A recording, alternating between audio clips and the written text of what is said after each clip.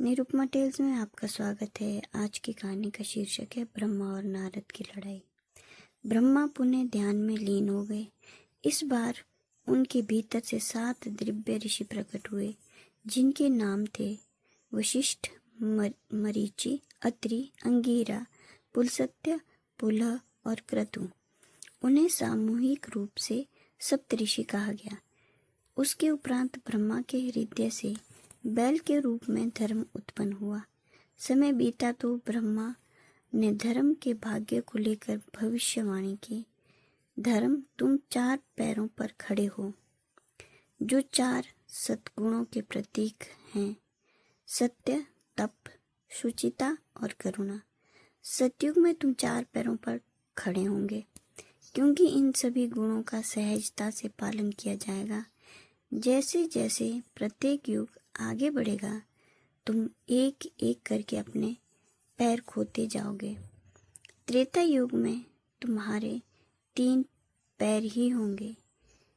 पिताश्री, 3 पैर? हाँ, ऐसा इसलिए क्योंकि बहुत से लोग तप करना छोड़ देंगे।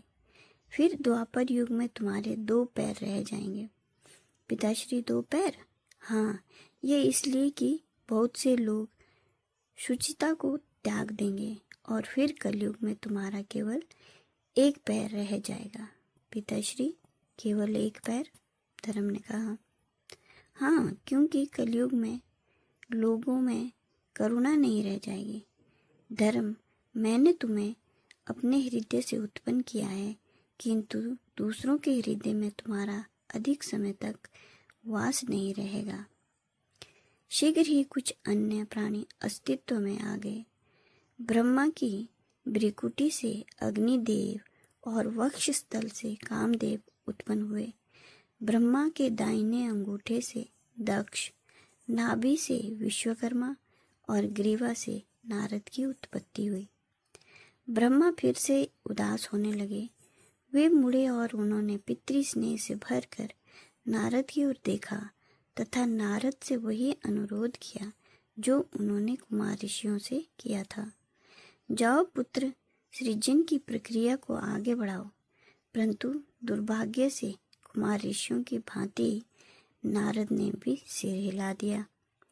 मैं यह स्वीकार नहीं कर सकता।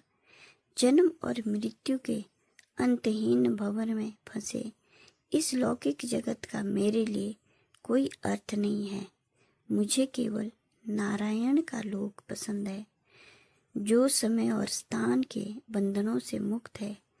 आप मुझे भौतिक सुखों का रस प्रदान करना चाहते हैं, किंतु मैं चैतन्य परमानंद का अभिलाषी हूँ। सृष्टिकर्ता से अब और सहन नहीं हुआ। पहले मधु और कैटब ने ब्रह्मा को संकट में डाला था। उसके उपरांत उसने अपने चतुर्सन ने स्पष्ट रूप से उत्तरदायित्व लेने से मना कर दिया। फिर शिव ने ब्रह्मा की मुसीबत को 11 गुना बढ़ा दिया और अब नारद उनका साथ छोड़कर जाने वाले थे। ब्रह्मा को फिर से अपने भीतर क्रोध की ज्वाला भड़कती महसूस हुई, जो उनके हृदय और मस्तिष्क पर हावी हो रही थी। उनकी चकाचौंध में ब्रह्मा को और कुछ नहीं दिखाई दे रहा था। ब्रह्मा के होंठ खुले और उन्हें शाप दे डाला। नारद, तुम गंधर्व बन जाओ, एक भाट। यदि हर कोई भौतिक संसार से दूर भागेगा तो सृष्टि का कार्य कैसे चलेगा? यह सृष्टि अपने उद्देश्य को कैसे प्राप्त करेगी? नारद स्तब्ध रह गए। उन्होंने शाप को चुपचाप स्वीकार नहीं किया और कुछ ऐसा किया जो अकल्पनीय था। पुत्र ने पलटकर अपने पिता को शाप दे दिया। आप जिस तरह अपने रोष को नियंत्रित करने में विफल रहे हैं, उसी तरह आप वासना को रोकने में भी असमर्थ रहेंगे। आपके मन में ऐसी इच्छा उत्पन्न होगी जो कभी नहीं होनी चाहिए, और फिर आपको उसका मूल्य चुकाना पड़ेगा। ब्रह्मांड सिहर उठा। तीनों लोग कांपने लगे। इससे पहले कभी किसी पिता ने अपने पुत्र को या किसी पुत्र ने अपने पिता को शाप नहीं दिया था। नारद के शब्द समूचे ब्रह्मांड में गूंज रहे थे। इस बीच नारद वहां से चले गए और सृष्टि का भविष्य पुनः संकट में पड़ गया। ब्रह्मा के नेत्रों से आंसू छलक आए।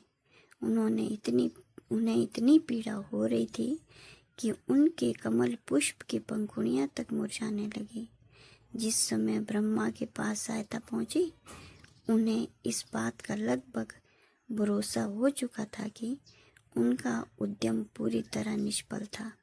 उन्हें यह सहायता सबसे अनपेक्षित व्यक्ति से मिली थी।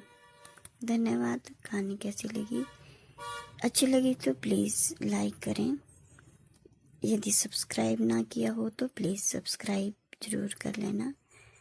अगली कहानी सुनने से पहले मैं आपको बता दूं कि सृष्टि के बाद अगली कहानी है कि मानवता की उत्पत्ति कैसे हुई। Thank you.